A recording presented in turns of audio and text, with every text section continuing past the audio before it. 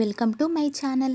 ಇವತ್ತಿನ ವಿಡಿಯೋದಲ್ಲಿ ನಾನು ಹೋಟೆಲ್ ಸ್ಟೈಲ್ ಆದಂತಹ ಮದುವೆ ಸಮಾರಂಭಗಳಲ್ಲಿ ಮಾಡುವಂತಹ ರುಚಿಕರವಾದಂತಹ ಕ್ಯಾರೆಟ್ ಹಲ್ವಾನ ಮನೇಲೇ ಹೇಗೆ ಮಾಡ್ಕೋಬೋದು ಅನ್ನೋದನ್ನ ತೋರಿಸ್ಕೊಡ್ತಾ ಇದ್ದೀನಿ. ತುಂಬಾ ಟೇಸ್ಟಿಯಾಗಿರುತ್ತೆ, ಮಕ್ಕಳಂತರೂ ತುಂಬಾ ಇಷ್ಟಪಡ್ತಾರೆ.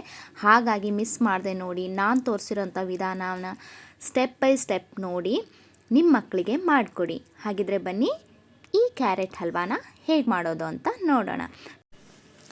ನಾನಿಲ್ಲಿ 1 kg ಕ್ಯಾರೆಟ್ನ ತೊಗೊಂಡಿದ್ದೀನಿ. ನೀವು ಬೇಕಾದರೆ ಕಡಿಮೆನೂ ಮಾಡ್ಕೋಬೋದು. 1/4 kg, ಅರ್ಧ kg ಎಷ್ಟು ಬೇಕೋ ಅಷ್ಟು ನೋಡಿಕೊಂಡು ನೀವು ಕ್ಯಾರೆಟ್ನ ತೊಗೊಳ್ಳಿ.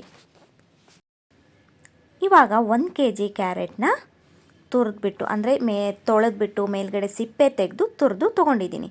ಇದನ್ನ ನಾನು 1 kg ಕ್ಯಾರೆಟ್ ತುರಿನ 2 ಟ್ರಿಪ್ಪಲ್ಲಿ ಫ್ರೈ ಮಾಡ್ತಾಯಿದ್ದೀನಿ. ಅದಕ್ಕೋಸ್ಕರ ಫಸ್ಟ್ ಟ್ರಿಪ್ಪಲ್ಲಿ ಸ್ವಲ್ಪ ತುರಿನ ಹಾಕಿಬಿಟ್ಟು ಅದಕ್ಕೆ 1-2 ಟೇಬಲ್ ಸ್ಪೂನಷ್ಟು ತುಪ್ಪನ ಹಾಕಿ ಚೆನ್ನಾಗಿ ಫ್ರೈ ಮಾಡ್ಕೋಬೇಕು.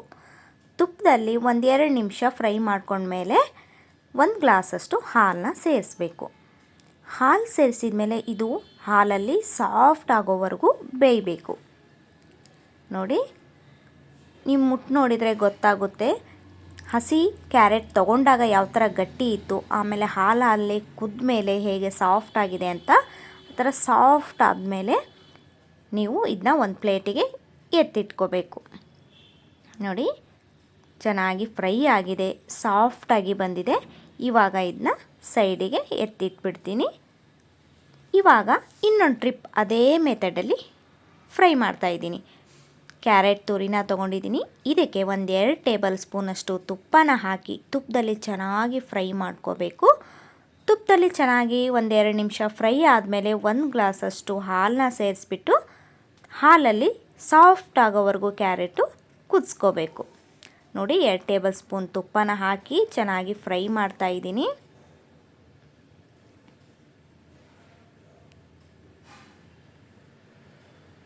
ಇವಾಗ 1 ಗ್ಲಾಸಷ್ಟು ಹಾಲನ್ನ ಸೇರಿಸಿದ್ದೀನಿ. ಈ ಹಾಲಲ್ಲಿ ಸಾಫ್ಟ್ ಆಗೋವರೆಗೂ ಇದನ್ನ ಫ್ರೈ ಮಾಡ್ಕೋಬೇಕು. ಇವಾಗ ಇದು ಕೂಡ ಚೆನ್ನಾಗಿ ಫ್ರೈ ಆಗಿದೆ. ಆವಾಗಲೇ ಏನು ಫ್ರೈ ಮಾಡಿ ಎತ್ತಿಟ್ಕೊಂಡಿದ್ವಿ ಅದನ್ನೂ ಕೂಡ ಇದಕ್ಕೆ ಸೇರಿಸಿದ್ದೀನಿ. ಸೇರಿಸ್ಬಿಟ್ಟು ಇದಕ್ಕೆ ಅರ್ಧ kgಯಷ್ಟು ನಾನಿಲ್ಲಿ ಸಕ್ಕರೆನ ಹಾಕಿದ್ದೀನಿ.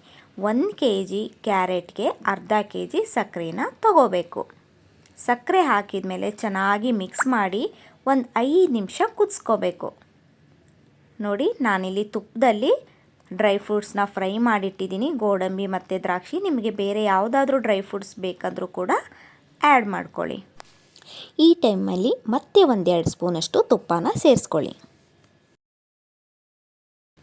ಇದು 5 ನಿಮಿಷ ಚೆನ್ನಾಗಿ ಕುದ್ಮೇಲೆ ಇದಕ್ಕೆ ನಾವೇನು ಡ್ರೈ ಫ್ರೂಟ್ಸ್ ಫ್ರೈ ಮಾಡಿಟ್ಕೊಂಡಿದ್ವಿ ಅದನ್ನ ಸೇರಿಸ್ಬೇಕು.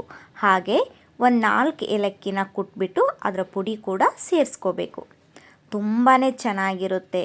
ನೋಡಿದ್ರಲ್ಲ, ಹೋಟೆಲ್ ಸ್ಟೈಲ್ ಆದಂತಹ ಕ್ಯಾರೆಟ್ ಹಲ್ವಾನ ಮನೇಲೇ ಹೇಗೆ ಮಾಡೋದು ಅಂತ ಖಂಡಿತ ಒಂದು ಸರಿ ಟ್ರೈ ಮಾಡಿ ನಿಮ್ಮ ಮಕ್ಕಳಿಗೆ ಮಾಡಿಕೊಡಿ. ತುಂಬಾ ಇಷ್ಟಪಟ್ಟು ತಿಂತಾರೆ.